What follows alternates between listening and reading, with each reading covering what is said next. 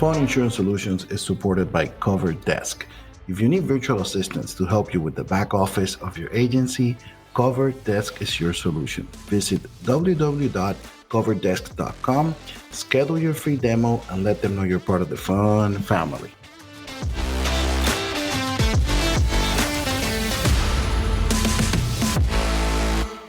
Good morning, my dear friends and colleagues from the insurance industry. My name is Ariel Rivera, and I am your host of Fun Insurance Solutions. Today, it is my profound honor to bring you the one and only Miss Rosalie Donlon. Rosalie is not only a good friend and acquaintance from the insurance industry. To me, she's one of the most knowledgeable women and leaders of the insurance industry, because a couple of years ago when we met, back then, she was the editor-in-chief for National Underwriter and Property and Casualty, which is an ALM media company. And nowadays, she's a content strategist and freelancer and writer with so much knowledge about the insurance industry that this episode is going to blow your mind. It is a great honor and pleasure. Thank you so much for being here, Rosalie. How are you doing? Good. It's nice to be here, Ariel. And I think we need to add that I'm a recovering lawyer. So the perspective I have is an interesting combination of legal perspective plus insurance perspective plus journalism and just general observer on the world. I love it. By the way, I think that was the hook. The first time you and I ever met, I think I told you, when you said I'm a recovering lawyer, it blew my mind. Like, that is such a perfect term, because the attorneys and lawyers, and I married one, so I can speak about that. There's so many roads they can go, but it's funny, once they find their passion and what they want to stay doing, it doesn't necessarily have to be what you see on TV, which is litigation and all that kind of things. It might be a different path or career. And in your case, saying you're a recovering lawyer, I love it. That's amazing. And I actually, when I was in private practice, was even a personal injury lawyer for a little while. So, You just broke my heart, by the way. Well, it didn't last long. But when you need a job, you need a job. That is true. And it's always interesting when I get called for jury duty, and it's very often civil cases, and it's a personal injury, and it's a med mal, and the lawyers say, "Well, do you think you could be objective?" And I have to be honest and say, I can be objective about your client, but I'm going to second guess you every step of the way here because I did your job. And they all say, thanks, bye, there's the door. That's awesome. I love it. Yeah, they look at you and they're like, nah, we're not going to be using you. Exactly. So it's good. So listen, Rosalie, we're going to do what we call in Spanish. It's open el baúl de los recuerdos, which means we're going to go down memory lane. We're going to open a trunk of your car, and you're going to tell us a lot about, as much as you want, who Rosalie Donlon is, how did you become that amazing insurance professional and leader that you are today? And I want you to share your story with the thousands and thousands that listen to us. It goes back a long way, and I won't say how far, but probably started as a military spouse. And my husband was in the Coast Guard for 23 years on active duty. And one of the challenges is moving around a lot. So the Coast Guard selected him to go to law school. So we moved to Ann Arbor, Michigan, and he went to UM, and I went to the University of Toledo, decided to go to law school at the same time. And the first place he was assigned was New York City, which we lived on a small island called Governor's Island. If anybody ever gets to New York, it's now a national park. It's a really fun place to visit. The Dutch bought it from the Indians in 1636 and was a British-owned British governor of New York lived there first. Then the Americans took it in the Revolution, and it was a fascinating place to live. You're a 7-minute ferry ride on an island in the middle of with Manhattan at your back door. Nice. And all the free around you.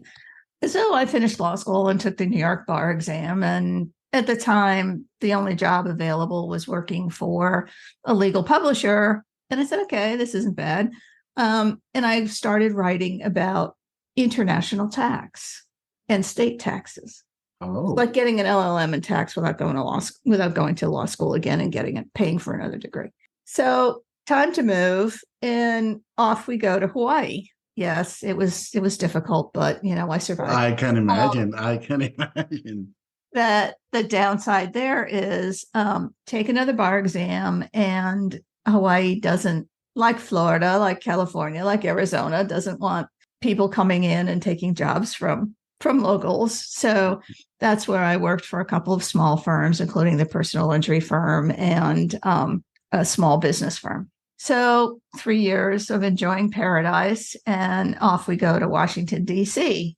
And I'm pregnant at the time, and people tell me 9 to 5 is a part-time job. At the time, law firms were not particularly family friendly, didn't have a lot of connections, so ended up working for another legal publisher, this time writing on real estate taxation and OSHA, and just never looked back. So bounced around with several legal publishers, did a stint at Mercer Benefits Consultants, writing summary plan descriptions, total enrollment, total comp statements, and eventually ended up with Summit Publications, which owned National Underwriter, which was then bought by ALM. So that was the perfect opportunity to marry the general knowledge about the insurance industry with the legal knowledge. And in June, ALM reorganized, and the position I had was eliminated. And here I am back in the consulting world, content strategist for working with some PR firms, working with some individual clients. So that's how I got where I am. Nice. Thank you so much for sharing that. I had no idea. First of all, to your husband, thank you for his service. We value and respect and appreciate that. So that's very important. Glad you were able to live an island life in Hawaii, especially. It's interesting. You started more on the tax law kind of it. Do you still like that? Do you still write for tax law or not so much? I did for a while, because one of the publications I managed at ALM was Tax Facts.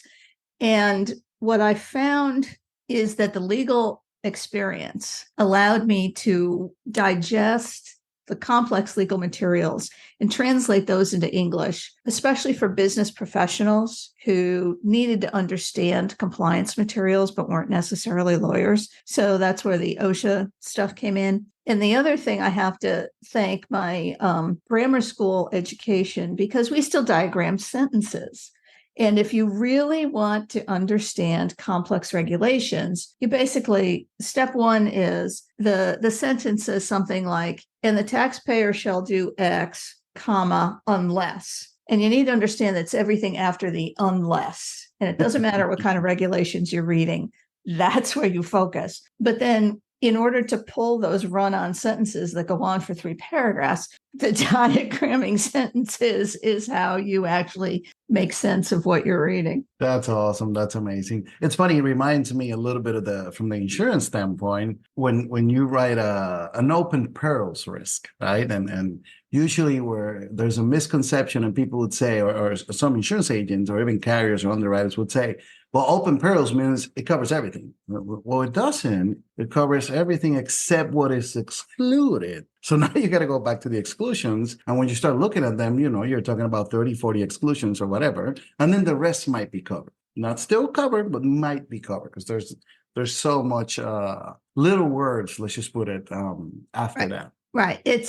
And commas are important, and it's reading the policy all together. I mean, that's where a lot of the cases that end up in court are, because somebody didn't read their policy carefully, didn't pay attention to the except, unless. Unless the great keywords that will always either give you coverage or not give you coverage at all. Right.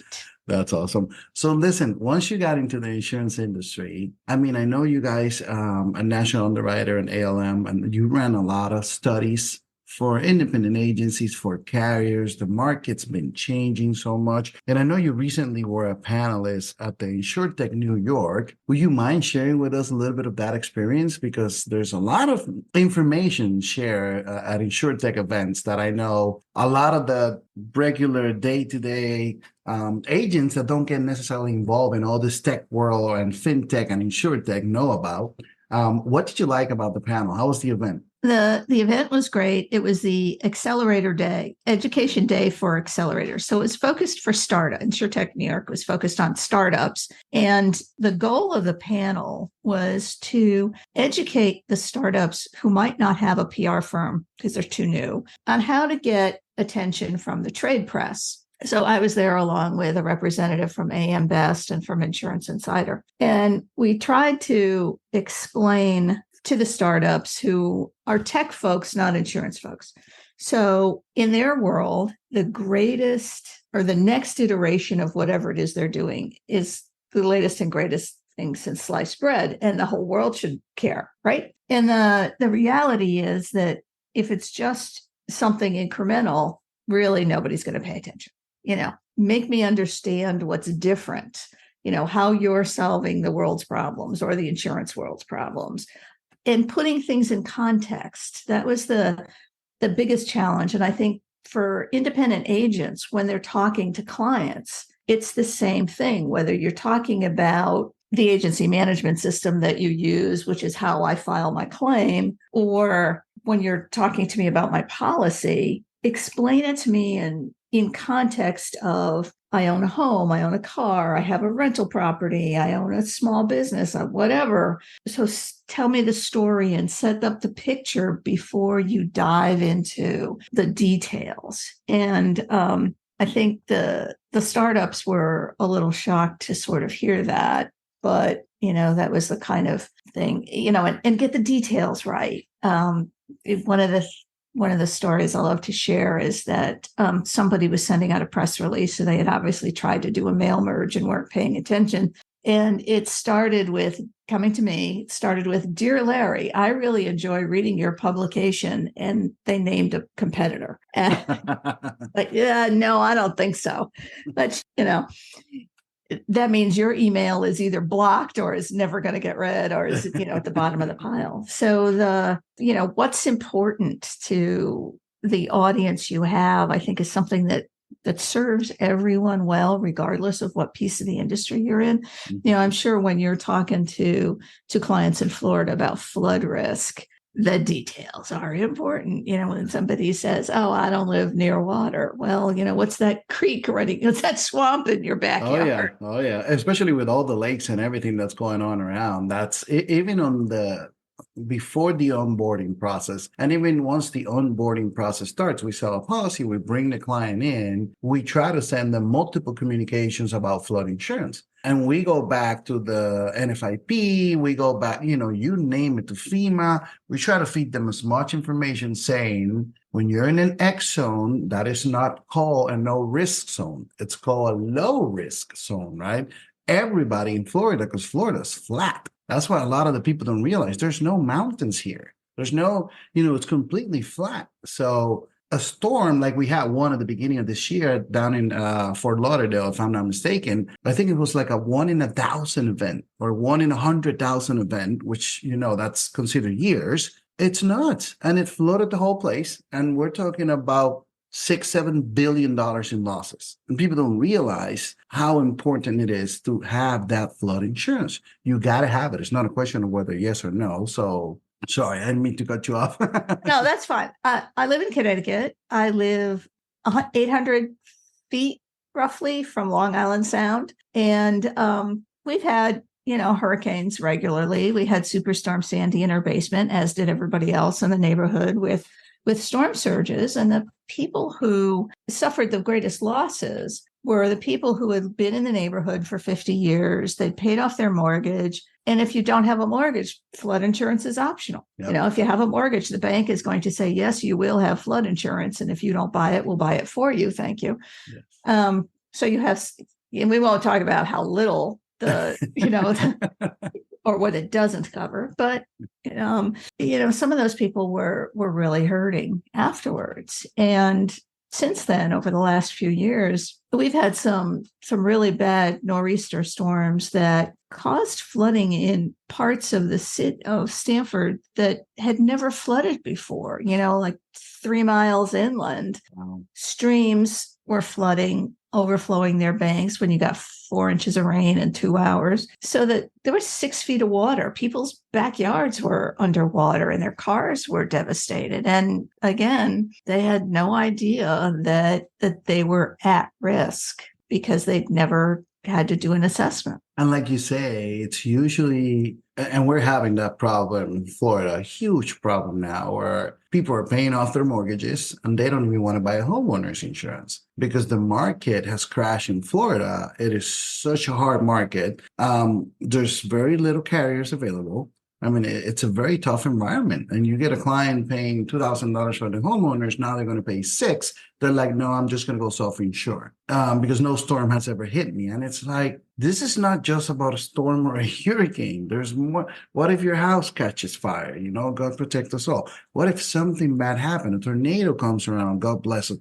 I mean, there's so many things that can happen. And in Florida, a lot of people are just, they only think about the storm or the hurricane or I filed a claim and they didn't pay for my roof, but they pay for my neighbor's roof. Well, that's a whole separate podcast episode, of course. But it's something that we got into the point where people are paying off their homes. And unfortunately, a lot of them are choosing not to insure it, not for flood, not for homeowner, because they just don't want to pay the high premiums. And that's just hurting the market and it's hurting them. And they don't realize it's hurting them more than anybody else. It's sad that people don't realize little things can cause huge damage. And you and I know water is one of the worst ones. I have a friend who bought a home in Sarasota and it was new construction. And she has a house in Canada where she goes to for the summer, but she has a property manager. So the manager said, I came in and the floor was wet. So they came in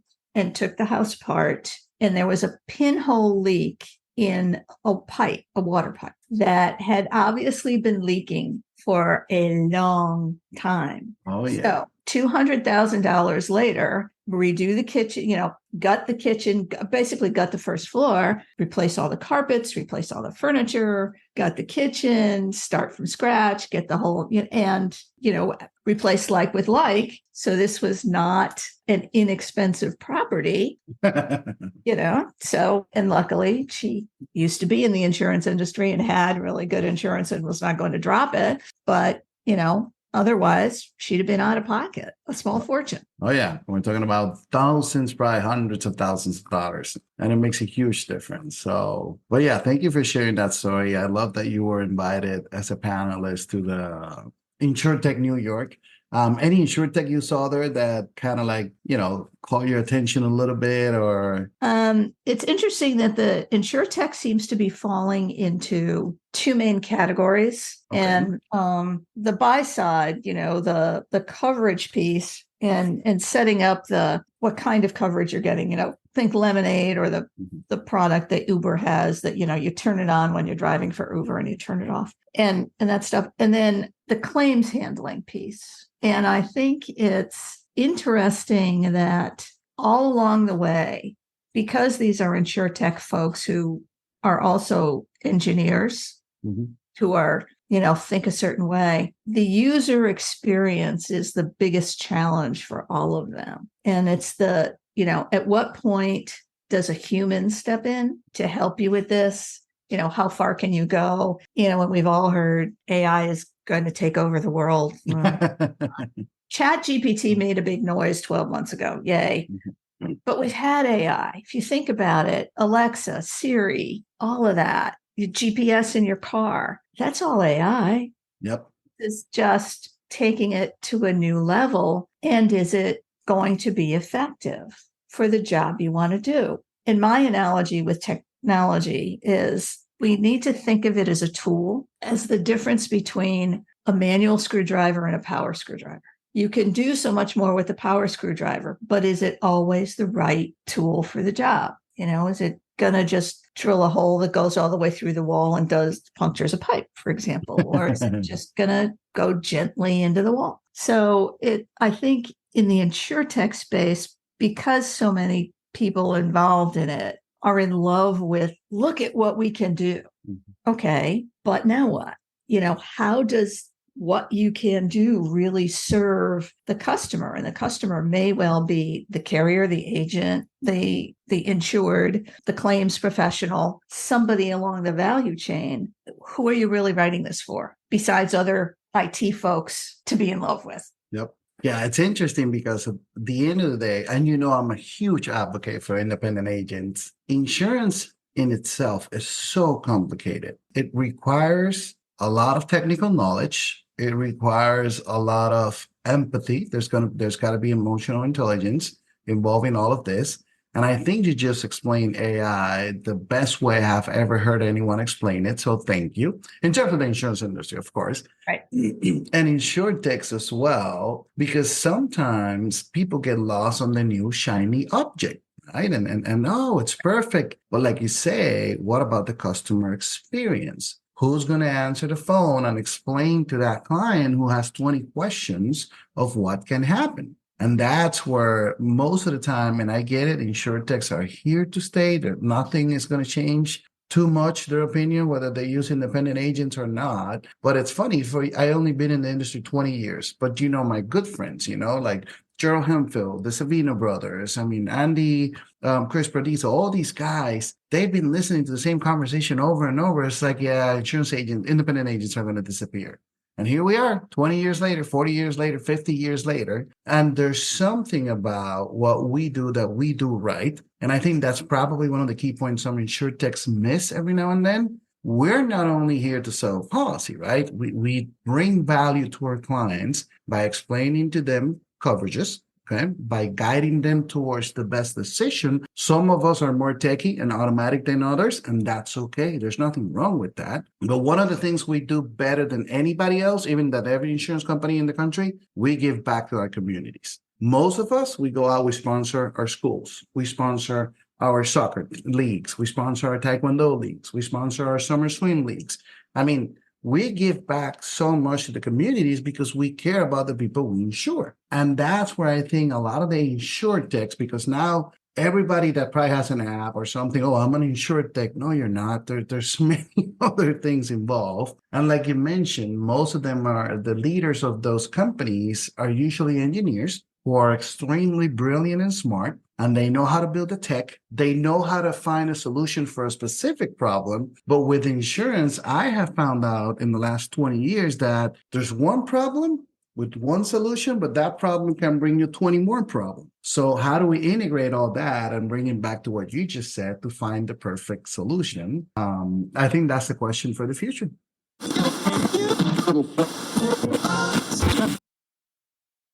Hey, your beautiful fun family. I'm sorry to interrupt this awesome episode, but I got a quick message for all insurance companies out there.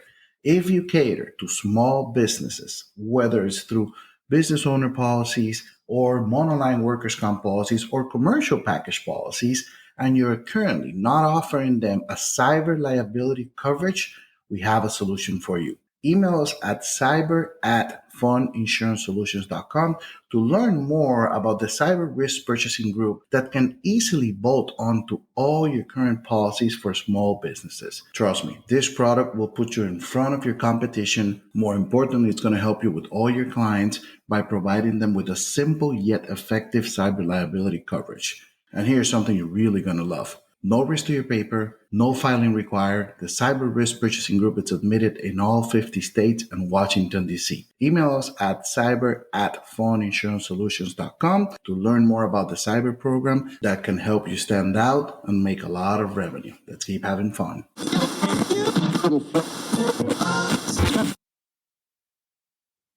And I'm sure, as an agent, far better than I that homeowners insurance is not the same for every buyer. We start with a standard policy, and for most people that works, but there are nuances and there are variations. And I think that the perception that Gen Z or Gen X, wherever we are with the people, let's say people under 30, because I never forget where people fit. But the idea that people under 30 only want to do things online and they never want to talk to somebody, and I don't think that's true. I think it's what stage of life event you're at. If you're a young professional who's gotten out of college, got a job, renting an apartment, depending on where you live. If you live in New York City, you probably don't own a car. If you if you live in Kansas, you have to have a car. Yep. So you're okay with just doing things online because you don't have a lot of assets. You don't own a lot of things. This suits you.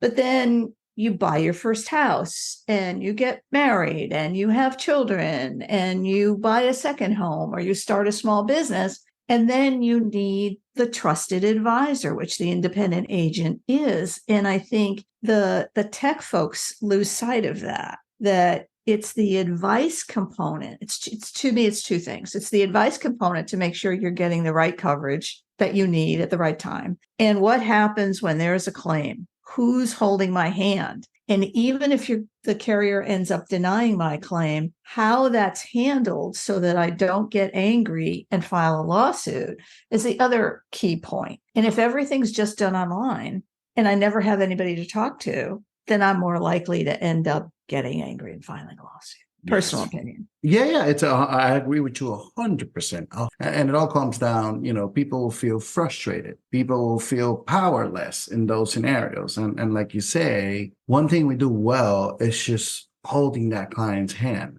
And some clients are easier than others. It's all part of the process. We get all personalities. I make the joke all the time. I remember those days 10, 15 years ago when everything was thank you, thank you, thank you, thank you. We love you guys. Because of you, I get to have a home. Because of you, I get to have a car. And it was 90% thank you, 10%. It's like, yeah, we're mad. The premium came up. The hard market that we have been facing in the last couple of years and the one that we're about to face, which is going to get worse, has turned those thank you into more clients frustrated because every year after year, especially in Florida, of course, same thing happens in Puerto Rico, California, Louisiana. The market is hard for everyone all across the world. It's not even the country, all across the world. But those specific states that affect us, that's where the clients are getting frustrated and desperate, saying, why does this keep going up? So an online solution to quote and buy a policy is no longer the great solution like it used to be before, because now they want to know the answer to what's going on. Why does it keep going up? So we keep getting more calls, more leads, more referrals, just because we provide that guidance. And it's funny you mentioned the sons or the daughters or the kids, right, of that family going into college, buying a renter's insurance online. Yeah, you can do that. It's all good. One thing I have found year after year, those sons and daughters, they come usually to their parents' agency. Once they make that next step, hey, I need life insurance now. It's now my dad told me to call you. And that just comes back to you building, your reputation and letting your clients know you are the perfect guide for them, right? And I'm glad you brought that because the fact that a lot of people tend to think that those 30 and under, because I don't even know which generation they fall into either, those 10 and under will go online and buy everything. That's not true. So I agree 100% with you. And one of the things that strikes me about the hard market, as I said, partly because of where I live, we have an established neighborhood. It's been here since 1923, 100 years. But I've noticed from having lived along the shore in Connecticut, from having lived in Hawaii and different places, that everybody wants waterfront. And in many municipalities, they're starved for tax dollars. So they're willing to let you build McMansions in places where they used to have summer cottages. That's what's happening here along the shoreline in Connecticut, that some small property that was only a summer rental, everybody wants to live, as I said, wants oceanfront. So they're buying those small cottages and knocking them down and building 4 or 5 bedroom houses that aren't necessarily designed for years, were not necessarily designed for the property. And, water is destructive. The ocean erodes the shoreline. Oh, yeah. The dunes shift. There's a reason there were only summer cottages on stilts. So as part of the insurance industry and the hard market, again, personal opinion, I don't think we hold local zoning boards accountable enough for having created the situation to a certain extent, that they're willing to let people build and not requiring, when you knock down one of these summer cottages and you're going to build something else, not upgrading the building code. I mean, I don't know when the last time they upgraded the building code in Connecticut was. I know along the Gulf and in Florida, you guys have much better hurricane standards. So if something was built after 92, after Hurricane Andrew, it's less likely to be damaged. So there's, I think a lot of that to me is what's impacting the market and what's making it a hard market. And as I said, I live 800 feet from the beach, and we bought a ranch and added a second floor. And the engineering that went into putting the second floor, because here storm surge is an issue, but winds are more likely to be an issue. So, I have hurricane clips and this 26-foot beam and all of this stuff, because somebody said, you got to do this to minimize the losses. And I'm not sure, I don't know, every city, every locality, but I'm not sure that happens enough. Yes, I agree. And I can tell you, I can show you pictures that I use on one of the classes I teach, where the ocean eroded in such a way that you will have condos with amenities like a pool and playground and barbecue, gazebos and all that. None of that exists anymore. You would literally have the ocean right there. It's just eroded throughout the years, throughout the hurricanes, and now there's no anything. It's just the building itself. And you will still have lower apartments on a 20-story high-rise condo on the beach.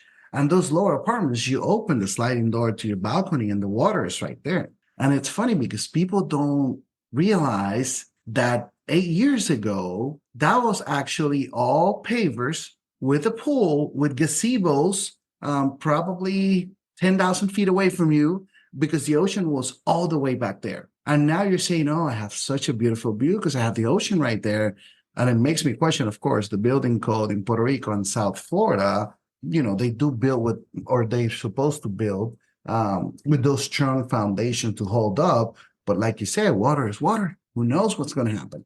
It scares me. I don't know. And again, of course, we're in insurance. We've seen the worst of the worst, or almost. So right. Yeah, it is scary. It is very scary. So right. Well, you had that horrible condo collapse in Miami that just had everybody second guessing. Oh yeah. And you mentioned the building code. I'll tell you one thing.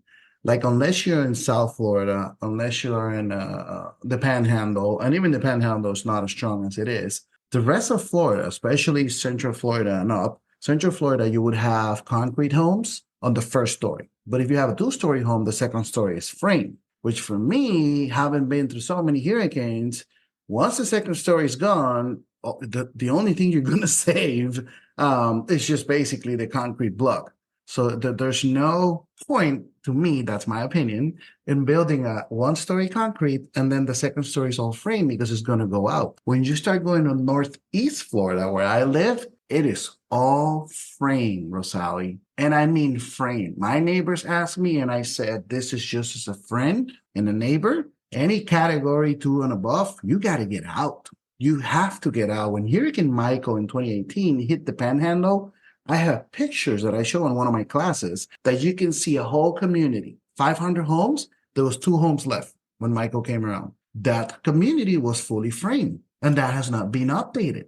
The same goes for Northeast Florida, which we have been blessed enough to not have, God protect us, a hurricane. Dorian was going to come in and destroy us as a category 4. Listen, I'm coming to your home in Connecticut. I am not staying here after being through Hurricane Maria in Puerto Rico. That's a no-no, definitely a no-no. But it's also an impact on, think about fire. That's the one that scares me. Yes. When I first started working for National Underwriter Property Casualty 360, in Jersey City, there was a major apartment fire in Avalon property. And it was the building is designed so that there's a center community building and then wings on either side. And one side caught fire and 300 condo units were gone. And it caught a lot of attention because, it was a big deal. But also, John Sterling, who is the voice of the Yankees forever, had 6 World Series rings that melted in this. And the challenge there was that this 3-story garden style apartments was all frame construction, because in many localities, if it's fewer than 5 stories, it can be stick built. Oh. It doesn't have to be concrete or steel or anything else. So when Avalon was challenged about why they built stick built, they said, well, because we could, the zoning board, the building They codes allow it. Yeah. and they said in a public statement that the buildings were designed to save people, not property. They're, 20 minutes and you get out. So when you're thinking about your home, it's not just, even though you're in South Florida with with flooding and hurricanes, fires and where Yes. wildfires are everywhere now, that's another thing you need to think about. Yep. Well, firefighters also hate open concept because when you have walls, you have a fire break. With no walls, you have 1,000 square feet of open living space, bam, it's gone. It's gone. Oh, yeah. So there are a lot of things to think about when you're insuring a property and when you're challenging the pricing that people don't think about. Mm-hmm. Would that be fair to say with your clients? 100%, 100%. And like you say, it's a whole open concept. I've spoken to firefighters as well, and they don't like it because they say the whole thing is going to burn out. The whole thing is going to burn down by the time we get there, as fast as they can be. There's no wall or firewall to stop anything. So it is very scary. There's two things that I'm extremely afraid of, and those are fires and tornadoes. Because for the hurricanes, as horrible as they are, you can get prepared, whether it's a little bit prepared or really prepared, there's something you can do because you know it's coming. But a fire, you don't know. And a tornado, you don't know. They can sound the horn. They can do whatever. I've been tracking. God bless them all. Right. In Tennessee, what just happened 2 days ago, the horn never came out. Those tornadoes, it was back to back. They were beast of tornadoes. I saw those and I don't think I was able to sleep that night because I'm like, that is just humongous. That's going to cause so much damage. And people are recording. I'm like, get out. What are you recording? And, you can see it was going east to west or whatever. And the person was probably south or north. But those are very scary. So I'm super afraid of those. So I tell people, especially in Florida or wherever we talk about, it's stop thinking about the storm. It's not only the storm. It's the flood. It's the fire. It's the tornado. That's what you got to be worried about. Because for the storm, you can prepare. But for the rest of them, you can't. And I was surprised. Last year we had a hurricane in Connecticut and there was a tornado shortly thereafter. And I thought, we're in Connecticut. What? Tornado? And apparently it's not uncommon for there to be tornadoes with the conditions around hurricanes. I learned something new, So I'm with you. Tornadoes scare me. Yes, they're bad. So, but yeah, we'll see. By the way, before we leave, I just want to let something clear. My love, respect, and appreciation for you is huge. However, when it comes to baseball, I'm a Red Sox. You're a Yankee, but that's all good. Truthfully, I am not a Yankees fan, even though I live in Yankee country. Okay. And my husband's family's from Boston. So. Oh, there we go. So now we can be even more friends. Right. By the way, that's my huge fight, of course, with love and respect with the Savino brothers, with Chris Paradiso, and a lot of my friends, because most of them are Yankee fans. And I'm like, I always bring it up. I'm like, I'm a Red Sox, so just so you know, our friendship will stop at the ballpark, just so you know. It's good. So listen, I got 2 more questions for you. It's Friday. It's time to celebrate our wins. You had an amazing week. You were able to complete many projects to get even more knowledgeable of the insurance industry. You want to go back home. You want to sit down at 7:00 at night. Just relax. What will be your drink of choice? There's no right or wrong, by the way. It could be wine, beer, water, tea, coffee, whatever. This is gonna sound terrible, but before dinner, it might be a Cosmo or sparkling Prosecco usually. And with dinner, it's wine. Nice. Red or white? Depends. Yes. I prefer red, but it depends on what I'm eating. Perfect. And nice, and Friday night is usually takeout night. Okay. So if you order Mexican food, would you get the margaritas? Absolutely. There you Absolutely. go. Me too. Listen, Rosalie, I got one more question for you. Tell me something fun about yourself. Fun fact. It could be anything. You love skydiving, you love watching Netflix, you love doing Ironmans or whatever. I love to cook, and my Nice. oldest daughter loves to cook. And she's very active in online communities, including role-playing games, and she has a Twitch channel.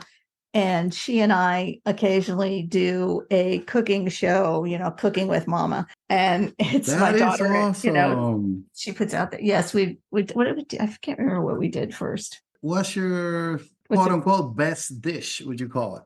Probably anything Italian, but actually the one I don't know what we did meatballs, and my Sicilian relatives, what we did with the first generation to come here was getting older, is we stopped them and wrote down what they did. So, when you buy a jar of pickled eggplant in the grocery store, well, I wrote down how my grandmother did that. We wrote down the recipe for homemade meatballs and the filling for lasagna and the homemade pasta and That the is great. spaghetti sauce. And I just cringe every time I see ads for spaghetti sauce, because it's easy and there's so much artificial ingredients and so many of them that I just want to just like, no, I you. know. Well, I it was must be the same for you with, Puerto Rican food. Oh yeah, oh yeah. I was talking with a good friend Tony Curdy, which you met. He was a past national president,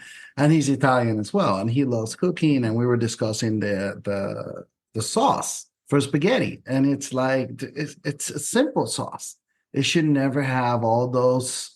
Don't buy it in a can. Don't do anything. And he said, try this, this, this, and I did it. I did. I love garlic. So I love the pepper, so I put a little bit of that too. So yeah, he gave me a good recipe because I love cooking as well. So that's a fun fact for me as well. I make a really good lasagna. It was my mom's recipe, but I make a really good one. It might not be too Italian, but it's still delicious because we put a lot I'm, of cheese on that. I'm sure it is. It's all about the cheese, and it's all about the bechamel. What my family does is it's got a mix of ricotta and a little milk, and it's a kind of softer filling, and you've got to make sure you get it in the corners. That's the other secret. That's the other secret. I agree as well. My mom taught me that very well. Corners need to be filled. So I love it. By the way, we should do another episode just by cooking. Absolutely, Just absolutely. talking about cooking. All right, Rosali, give us one tip, one recommendation you would love to share to the thousands of professionals that are going to listen to this podcast. Don't get discouraged. Amen. That there are dips and valleys and peaks in every profession, and customer service is the key. And as long as you continue to provide customer service, you might not have 100 clients, but you'll have 50 clients coming back. Amen. Thank you so much. I feel you're talking to me right now. It's crazy. And it's easy to get discouraged, no matter where you are in the country, or any which country you are. It doesn't matter. The hard market can make us all feel vulnerable. So yeah, thank you for sharing that. So Rosali, people who want to connect with you, should they look you up in LinkedIn? Is that okay? Yep. LinkedIn's probably the easiest way. Send me a note. Tell me you heard me, saw me with Ariel, and we'll go from there. Awesome. Well, thank you so much. God bless you. I hope you have a wonderful Christmas with your family. Thank you. I hope you do a lot of good cooking because I know you're going to do that. Yeah, we will. There you go. You too. Thank you so much for your time. I really appreciate you, and I look forward to working with you in different projects as well. So it's going to be a fun ride. It has been fun, Ariel. Thank you. Thank you so As much. promised. Yes, it has.